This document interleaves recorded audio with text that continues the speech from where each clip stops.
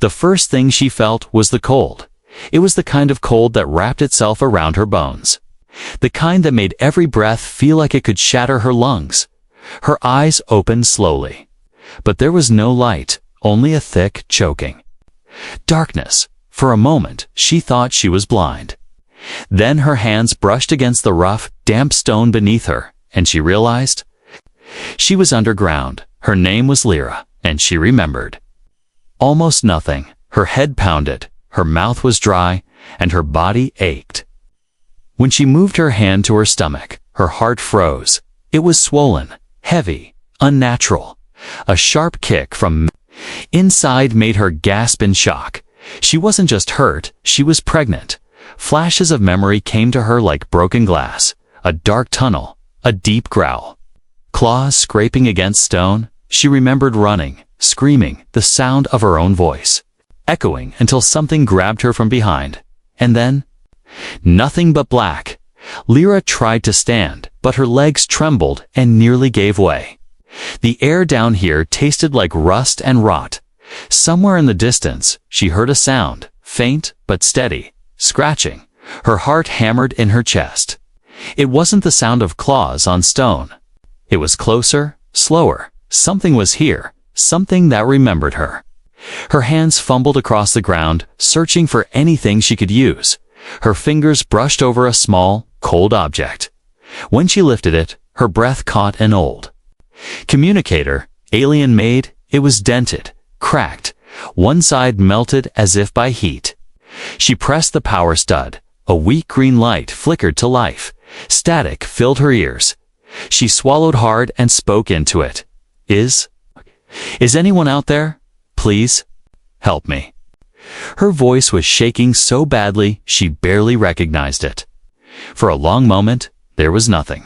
Only the sound of her own panicked breathing and the slow, steady scratching in the dark. She tried again, this time louder. It's coming back. Please. The green light blinked rapidly. The communicator was searching for any open signal. And then, suddenly, a click. A man's voice came through. Rough and low. Who is this? Where are you? She froze. It wasn't her language. Yet somehow she understood it perfectly. Her throat tightened. She hadn't heard a human voice in years. Not since. Before the war, Lyra pressed the button. Desperate now. I'm underground. It will find me. Please, help me. Static hissed, and then the voice again. What will find you? She swallowed hard. You don't want to know, she whispered. Far away, aboard a small, battered freighter orbiting the planet. Ethan Cole sat at his control panel, staring at the strange incoming signal he had been working on repairing. His ship's fuel line when the transmission came through a voice so desperate, so terrified that it cut straight through him. Her tone wasn't faked. She was in real trouble. He checked the coordinates deep underground, in a part of the planet his scanners marked as hazardous. No one went there. Not if they wanted to live. Ethan leaned back. Running a hand over his face, this wasn't his problem. He could shut the comm and pretend he'd never heard her. But then he heard it. The faintest sound in the background of her call. A deep, wet growl. The kind that made every instinct in. His body tell him to run. He pressed the comm button. Stay where you are. I'm coming, he said. There was a sharp inhale from the other end. And then her voice again, trembling. It smells you now. Back in the darkness. Lyra clutched the communicator to her chest. Her hands were ice. Her heart pounding so fast she thought it might burst. She didn't know who this human was. She didn't know if he could really save her, but for the first time since waking, she felt a tiny flicker of hope. The scratching sound stopped. Silence filled the tunnel. She strained her ears, trying to hear, and then came the sound of something dragging across the stone slowly. Steadily, closer. She backed against the wall, her breath shallow. If the human didn't come soon, it wouldn't matter that she had called for help. Somewhere above her, beyond layers of rock and shadow, a ship's engines roared to life. Ethan Cole had made his choice. He was coming into the dark. Ethan Cole was not the kind of man who went looking for trouble. But trouble always seemed to find him. He sat in the pilot seat of his small freighter, eyes fixed on the flickering coordinates from the alien girl's distress signal. His ship, the Wayfarer, was old, older than him, and every panel rattled. When the engines warmed, the smart thing would be to shut down the comm, fix his fuel line, and get off this planet before the toxic fogs rolled in. But her voice, he could still hear it. The fear, the pain, the way it cracked on the word help. Ethan leaned forward, scanning the readout again. The signal came from far below the surface, almost a mile down. The location was marked unstable terrain. On his charts, miners had once worked there, but none had returned. There were rumors of things living in the deep, the kind of rumors most people laughed at. Until they didn't come back, he tapped the comm, still there, static. Then, her faint voice, yes. I can hear it moving. Closer. Her words were rushed, her breathing uneven. Ethan's jaw tightened. Stay calm. I'm on my way. He moved quickly, opening the weapons locker, a small rifle, 2 magazines, a flare launcher, and his old climbing rope. Not enough for a war, but enough to get in and out fast. He pulled on his worn-out jacket, grabbed a headlamp, and stuffed extra batteries into his pocket. If the tunnels collapsed. Light could be the difference between living and dying. The ship's engines hummed low as he guided the Wayfarer toward the planet's surface through the cockpit glass. The barren landscape stretched like an endless graveyard. Broken stone pillars, deep fissures and vents coughing out sickly green smoke. Ethan set the ship down on a flat stretch near the coordinates, the landing struts sinking slightly into the dust. He stepped outside, the air mask sealing over his face with a hiss. The cold hit him immediately. It wasn't the empty kind of cold, it was damp, clinging, as if the planet wanted to pull the heat out of him. The entrance to the tunnels loomed ahead, a jagged tear in the ground. Ringed with old mining equipment, rusted and broken, chains hung from the supports like skeletal vines, swaying in the wind. He approached slowly. Scanning the darkness below, his handheld sensor beeped. There was movement down there. Multiple life forms. One was stationary. Likely her. The others. He didn't want to think about what they were. Ethan keyed to come again. I'm at the entrance. Can you guide me? Her voice came through, faint but urgent. There's only one main path, but it changes. The walls? They move sometimes. He frowned. Move? Yes. Like breathing, she whispered. He didn't like the sound of that. With a final glance at the pale sky, he clipped the rope to a rusted beam and lowered himself into the black. The descent was slow. The shaft walls were slick, and every scrape of his boots echoed like a shout. The further he went, the thicker the air became. His headlamp cut through the darkness, revealing damp rock, streaked with strange organic patterns, almost like veins, halfway down. Something small and pale scuttled across the wall, disappearing into a crack. Ethan didn't even get a good look at it, which was fine by him. The last thing he needed was to meet whatever was calling this place home. When he reached the bottom, the tunnel opened into a low, winding passage. The ground was littered with debris, broken helmets, bent tools, scraps of fabric. He stepped carefully, rifle ready. Somewhere ahead, he heard a distant drop of water, then a faint dragging sound. He froze, holding his breath. It stopped. The silence felt heavier than the darkness. He keyed the comm again, his voice low. How far? Farther, but hurry, she said, her words shaking. There was something else in her tone now. Not just fear, but exhaustion. He could almost hear her struggling to keep awake. Ethan moved faster, weaving through the twisting tunnels. Once, he caught a glimpse of a shadow moving just beyond the reach of his light. Too big to be a miner, too quick to be human. His pulse quickened. He didn't like being hunted. As he turned a corner, his headlamp flickered. For a moment, the tunnel. Walls seemed wrong. They were rounded, ribbed, like the inside of something alive. He reached out to touch the surface. It was warm. A faint vibration pulsed under his fingertips. He jerked his hand back, heart pounding. If the walls really did move like she'd said, he wasn't sure if this was a tunnel or a throat. The cum crackled again. Her voice sharper now. "It's close to you." "I can hear it." Sniffing. Ethan's grip tightened on the rifle. He didn't respond.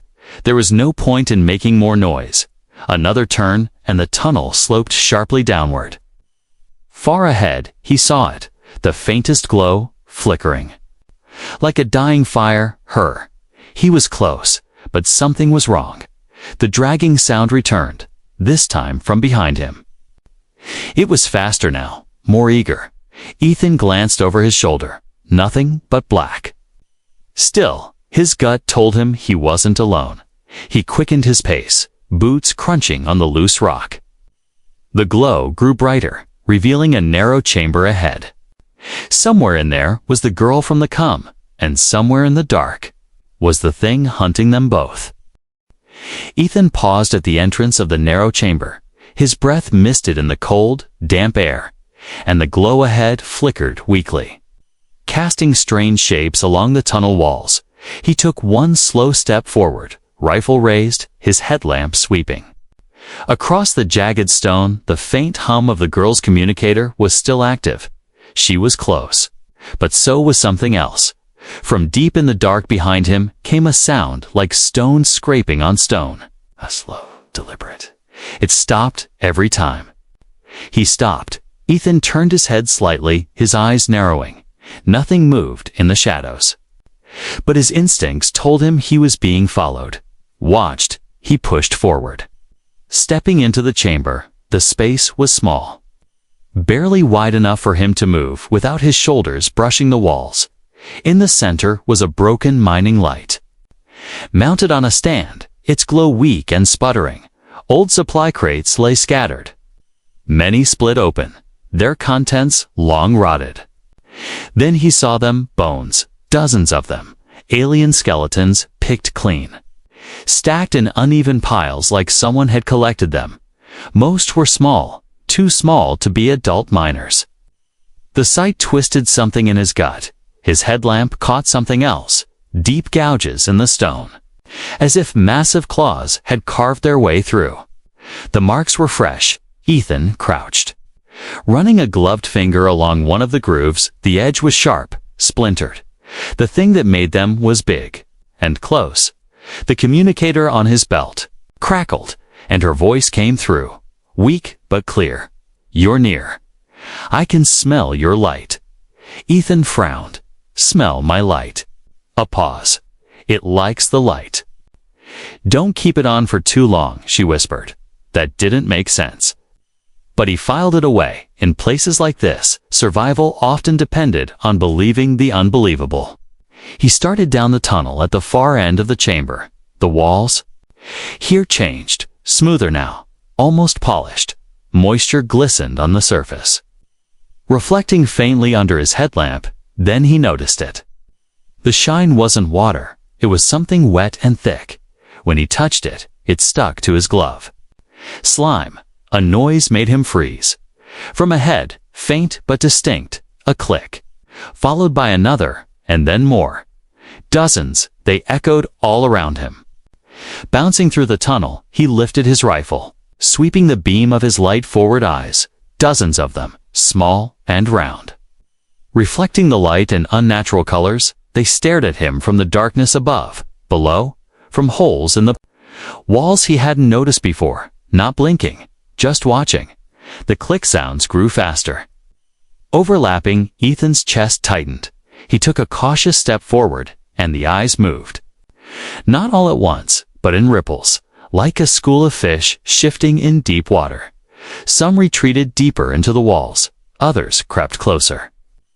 One pair of eyes dropped down silently in front of him, attached to a long, pale shape. It was thin, jointed wrong, and its mouth opened sideways, revealing rows of needle-like teeth. Ethan didn't fire. Not yet. The creature tilted its head, sniffing the air. Then it hissed a high, rattling sound and scuttled back into the wall. The rest of the eyes vanished, leaving him alone again in the tunnel. The silence that followed was worse. It meant they were moving. Surrounding him, the communicator crackled again. They're scouts. "Don't kill them, or the big one will come faster," she said. Her voice was hoarse now, weaker than before. Ethan didn't answer. He kept walking. The tunnel narrowed again, forcing him to turn sideways to squeeze through. His rifle scraped against the wall with a faint metallic ring. The sound traveled too far, echoing unnaturally. Somewhere ahead, something responded with a low, wet growl. He finally reached a wider space. The glow of her communicator faintly visible near the far wall. He stepped into the open, scanning no sign of her. Only the faint shape of a small figure, half hidden behind debris. She shifted slightly, and her pale face turned toward him. Her eyes glowed faintly in the dark. "Don't move," she whispered. Ethan froze. "Why?" "It's here," she said, her gaze fixed just above his head. He slowly tilted his light upward.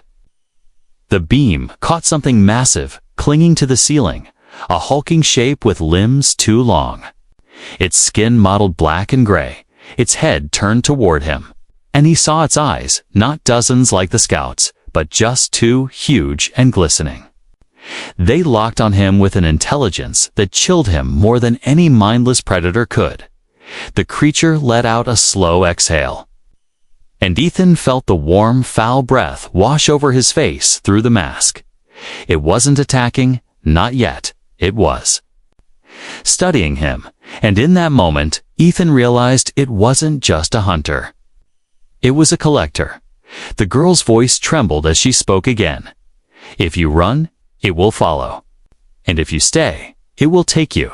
The creature shifted, its claws scraping the ceiling stone. Ethan tightened his grip on the rifle.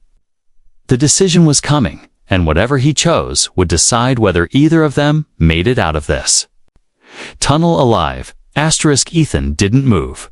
The creature's claws scraped the ceiling slowly, deliberately, the sound vibrating through the stone. It wasn't lunging, it was lowering itself, inch by inch, like a spider descending toward prey. The girl's glowing eyes stayed locked on him, silently urging him to act. But act how? Shoot, and risk drawing more of them, or stand still and let it get close enough to tear him apart. The communicator on his belt hissed with static. Then her voice whispered, "Don't aim at its head. Aim at the chains." Ethan blinked. Chains.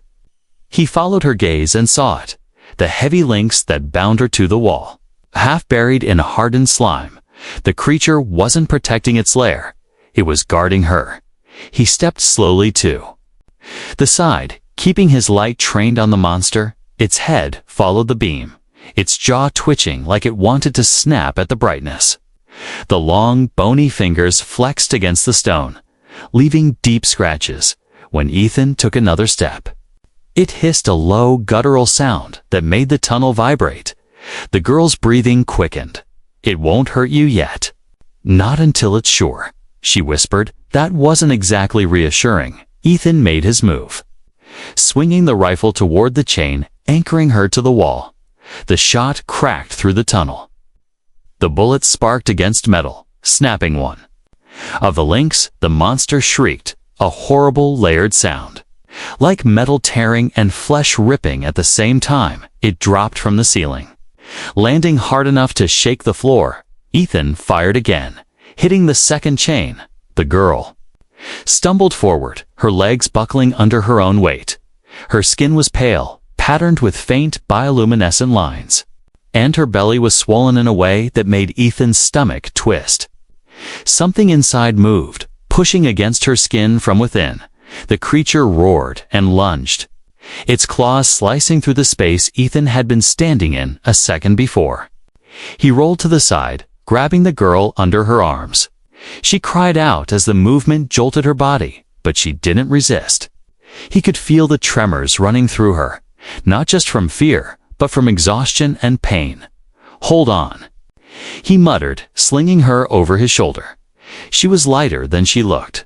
Her fingers clutched weakly at his jacket. "Don't. Let it take me back," she gasped. "You're not going back," he said. The monster's claws scraped along the wall as it turned. It was fast, too fast for something its size. Ethan fired a flare behind them. The chamber lit in a harsh red glow, and the creature recoiled, hissing violently. It hated the light that gave him an idea. He fumbled at his belt for another flare, yanking it free and tossing it ahead into the next tunnel. The path exploded in red light. Throwing wild shadows across the ribbed stone walls, the monster hesitated. Clinging to the darkness, Ethan took the chance, bolting into the lit corridor, his boots pounding against the wet stone. The girl tried to lift her head, but every jolt made her wince. "Why? Why would you come for me?" she murmured. He didn't answer. He didn't have an answer. Maybe because he couldn't stand the sound of someone begging for help and being ignored. Or maybe because he'd been alone before too, and he knew what it felt like when no one came. Behind them, the monster shrieked again. The sound was so loud it seemed to squeeze the air out of the tunnel. The girl shuddered against his back. "It's angry now," she said, almost in a daze. "Good." Ethan muttered, "Means it's still behind us, not ahead." They reached a fork in the tunnels, one path narrow and sloping upward, the other wider but leading deeper into darkness. "Which way?" he asked quickly, her head turned weakly. "Toward the narrow one. It won't fit." "That way," she said. That was all he needed. They squeezed into the tighter tunnel, the walls closing in so much that Ethan's rifle scraped on both sides. The air here was different, less damp, but heavier, like something was pressing down on them. The girl coughed weakly. "Not far. I know a place." But before they could go further, there was a heavy thump behind them. Ethan froze. The creature was trying to force its way in, its claws reaching forward. Dragging its massive body inch by inch, it roared in frustration as the stone scraped. Its sides, it couldn't fit all the way through. Yet Ethan reached for another flare, but his pouch was empty. The girl's hand weakly tapped his shoulder. "My chains." "The glow on them?" "It will blind it," she said. Ethan glanced back. The broken links still hung from her wrists, faintly glowing, when the monster shoved its head closer. Ethan yanked one chain free from her wrist and hurled it at the creature's face. The glow flared bright. The monster screamed, thrashing violently.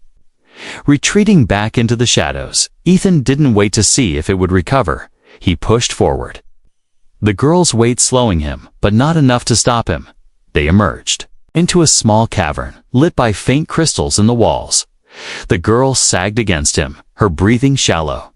"You can't go back," she said softly. "That thing. Once it marks you, it will follow you anywhere." Ethan met her gaze. "Then I guess we keep moving," he said. And he adjusted his grip on her, ready to face whatever was next in the dark. The cavern's dim crystal light did nothing to slow Ethan's pounding heartbeat. He stood still for just a moment, letting his ears strain for any sound behind them. The tunnel where they'd entered was silent, too silent. That kind of silence wasn't peace. It was a predator's patience. The girl shifted weakly in his arms. Her skin was cold and damp, the faint glowing lines on her body pulsing irregularly.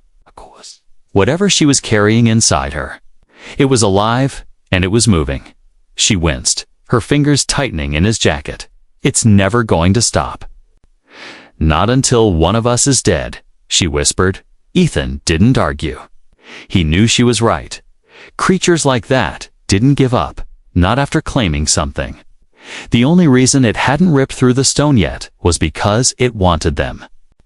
Alive, he adjusted his grip and began moving toward the far side of the cavern. The path there was narrow and sloped downward, not the direction he wanted to go. But every other way was blocked or led deeper into blackness. He would rather risk an unknown passage than stay where the monster knew he was. The ground underfoot became slick. Water dripped steadily from the ceiling, landing in shallow pools that reflected the dim light. Each step sent small ripples out across the surface. Somewhere far behind them, he heard the first low scrape of claws against stone. The sound crawled up his spine like an electric shock. "Move," he muttered to himself, quickening his pace. The girl's breathing grew heavier every few seconds. She made a small sound, half pain, half fear. "What's wrong?" he asked, not slowing it. "Kicks harder when it's close," she said. Ethan glanced at her swollen belly, the skin shifting subtly as something inside pressed against it. He didn't know whether to feel pity, horror, or both.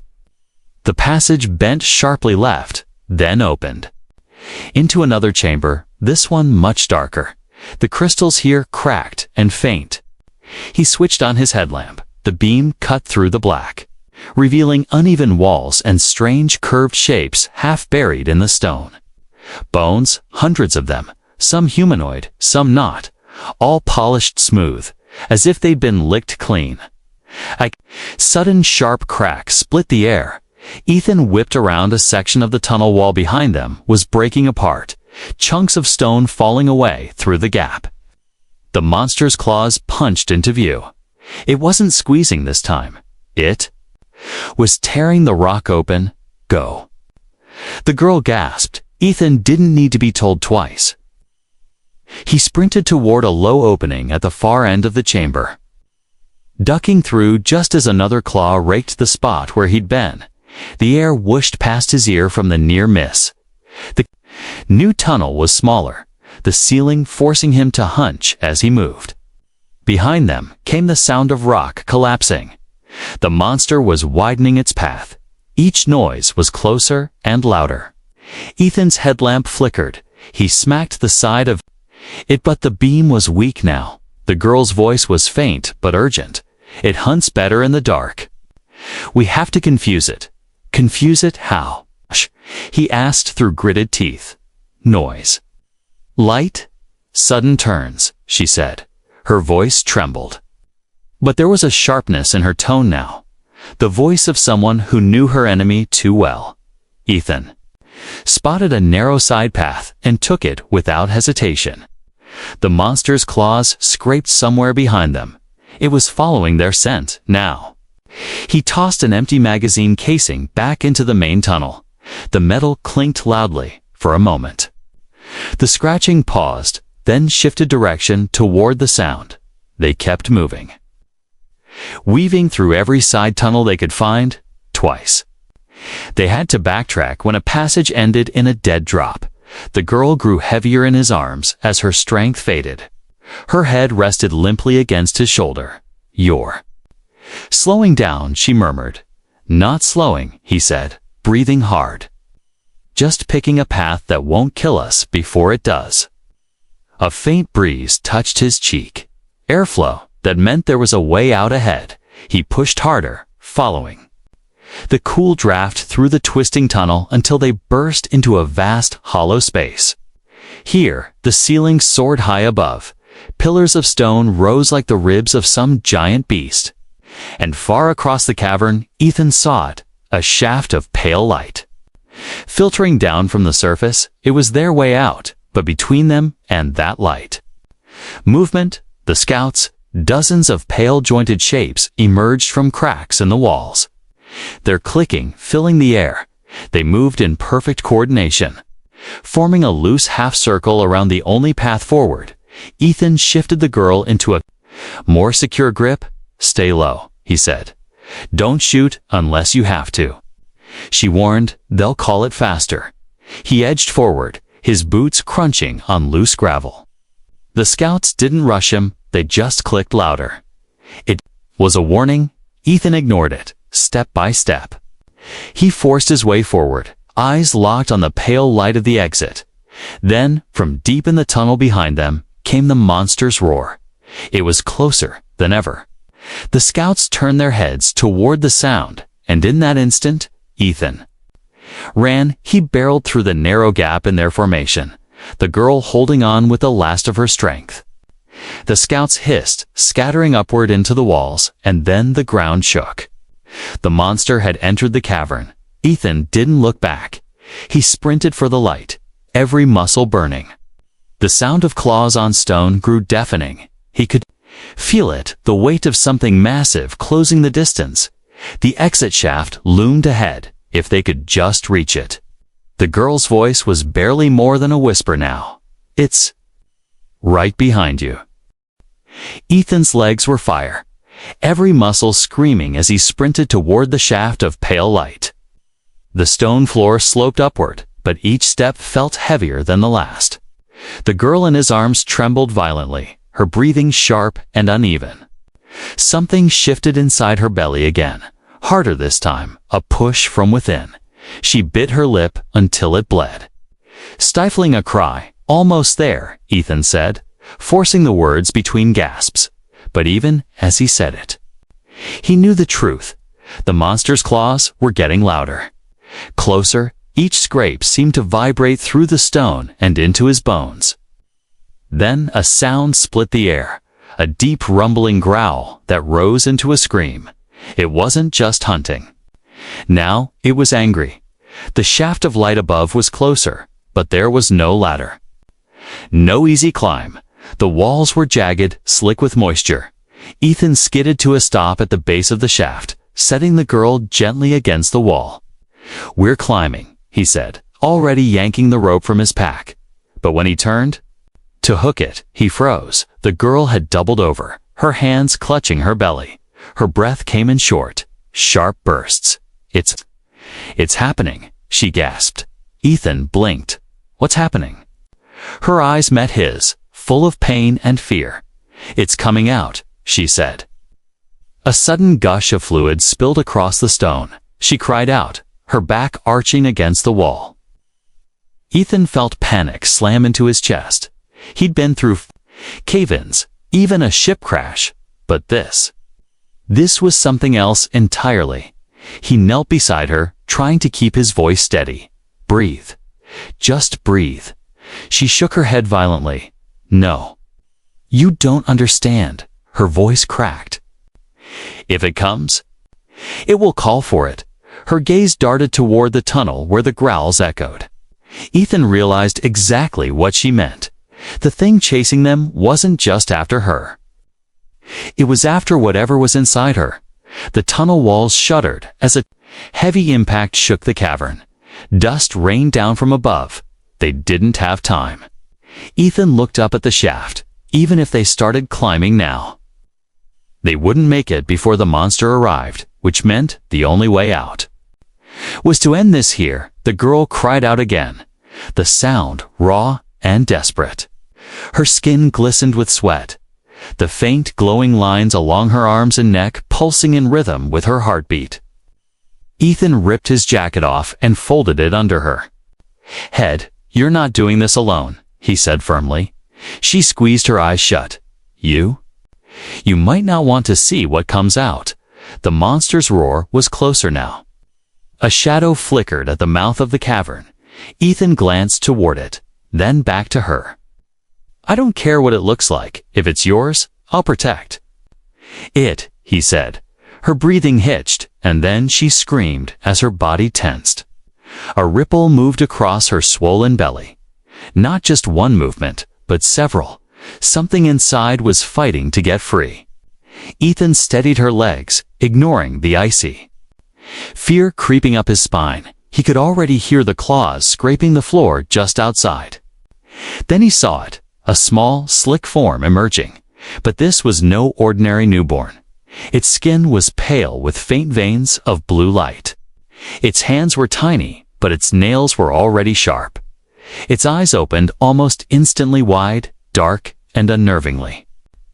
Aware, the girl sobbed with relief and terror. "It's mine," she whispered, reaching weakly toward it. Ethan wrapped the baby quickly in the remainder of his jacket, shielding it from the cold. It didn't cry. Instead, it made a low, vibrating hum. The sound made the hairs on the back of his Neck stand up. It was a call to the thing outside. The monster's roar shook the cavern. Deafening this time, it was in the chamber now. Ethan turned, rifle raised. The massive form blocked most of the tunnel entrance, its glowing eyes locked directly on the bundle in his arms. The girl's voice was barely audible. Run. Please. Ethan didn't run. Instead, he backed toward the shaft, keeping the rifle steady. The creature lunged. Ethan fired, the shot slamming into one of its eyes. It screamed, thrashing wildly. Chunks of stone shattered as its claws gouged the floor.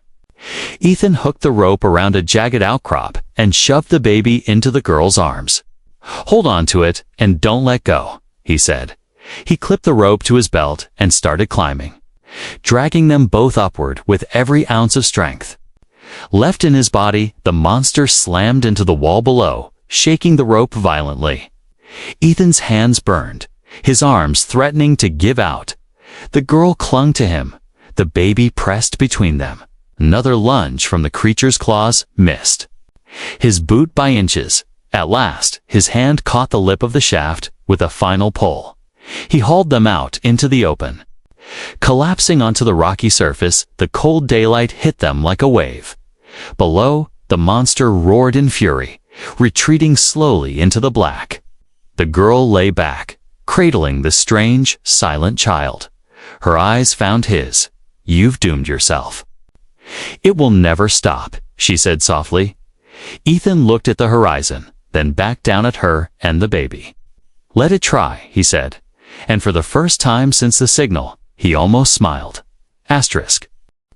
The sunlight on Ethan's face felt unreal. After so long in the dark, the pale blue sky above seemed like a dream. But the pounding in his chest and the ragged breathing beside him reminded him they weren't safe. Not yet. The girl lay on the rocky ground, cradling the small, silent child.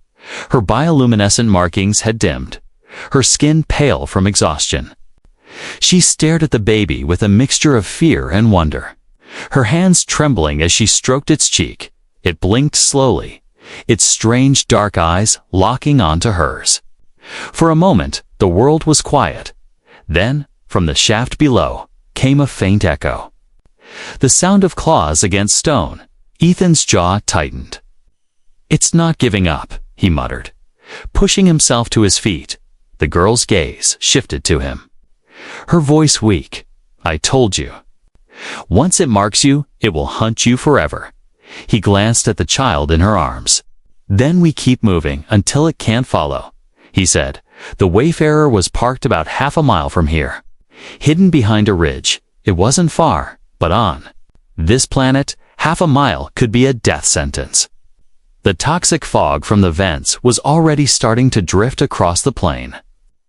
Curling like ghostly fingers through the rocks, Ethan knelt beside her. Can you walk? She shook her head, her legs still limp from the chains and the berth. Without another word, he scooped her up again, careful not to jostle the child. The weight felt heavier now, not from her, but from the responsibility pressing on his shoulders. He started across the barren ground, boots crunching over loose gravel every few steps. He scanned the sky and the horizon. The fog was moving faster than he liked, and somewhere beneath the surface he could still hear faint vibrations, the creature tunneling after them. The girl rested her head against his chest. What's your name? She asked quietly. Ethan, he said, keeping his eyes forward. Her lips curved into a faint smile. I'm Lyra. And this is Kale, she whispered, glancing down at the baby. Ethan nodded. Then let's make sure Kale gets off this rock alive. They reached the base of the ridge, the jagged rocks cutting into his boots as he climbed behind them. A deep rumble rolled across the ground. Ethan didn't need to look back to know what it meant. The monster had found another way up. He pushed harder, muscles straining as he scrambled over the last rise. The Wayfarer came into view, battered, patched together, but still standing. Relief hit him like a punch to the chest, but he didn't slow. They were close enough now that the ship's sensors would pick up movement behind them. A warning. Beep echoed from the small wrist console he wore. Lifeform detected large, fast, closing in. Ethan cursed under his breath. The ground beneath them shook, a fissure cracking open just 20 feet away. From it, the monster's head erupted, massive. Jaws lined with teeth that dripped with thick black saliva. Its roar tore through the air, sending a flock of distant carrion birds scattering into the sky. Ethan ran the last stretch, his legs burning. The Wayfarer's ramp hissed open as he approached. He sprinted up, hydraulics groaning under the weight of all three of them. The moment his boots hit the deck, he slammed his hand on the control panel. The ramp began to close. The monster lunged, its clawed hand slamming into the side of the ship, leaving a deep dent for a heartbeat. Ethan thought it might pull them back out. Then the ramp sealed with a heavy thud, and the ship's thrusters roared to life. The vibrations shook the deck. But he didn't care. They were airborne. Through the cockpit glass, he saw the creature below, its head tilted upward, its eyes burning with a strange intelligence. It didn't roar this time. It just watched, like it knew this wasn't over. Ethan set Lyra gently in the co-pilot's chair. She clutched Cale close. Still watching the planet recede through the viewport, "You didn't have to come for me," she said softly. "I didn't have a reason not to," Ethan replied. Her gaze shifted to him. "Then you have one now," she murmured, glancing at the child. The Wayfarer cleared the upper atmosphere, the stars spreading out before them. Ethan input a set of random coordinates, not their destination, just a way to throw off any tracking. As the hyperdrive warmed, he leaned back in the pilot's seat. The adrenaline was fading, replaced by the cold realization that their problems weren't gone. The monster had marked them, and creatures like that didn't stop. Lyra broke the silence. "Where will you take us?" Ethan stared at the streaks of starlight ahead. "Somewhere it can't reach us. Or somewhere I can kill it." Her eyes widened slightly. "You can't kill it," she said. "Then I'll try until it kills me," he answered, his voice steady. Cale stirred in her arms, letting out a small, strange sound, halfway between a sigh and a growl. Ethan glanced at him. The baby's dark eyes met his, unblinking. There was something in that gaze, something ancient, something tied to the thing hunting them. Ethan didn't look away. "Whatever you are," he muttered, "you're with me now." The hyperdrive engaged, the stars stretching into long, endless lines. Lyra leaned back. Closing her eyes, Ethan kept his hands on the controls, scanning the instruments.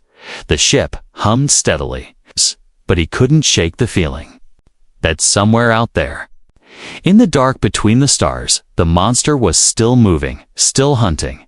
And if it came for them again, he would be ready, because the day he answered her SOS. Ethan Cole had made a choice. He wasn't just her rescuer, he was their shield. And nothing in the universe was going to take that child while he was still breathing.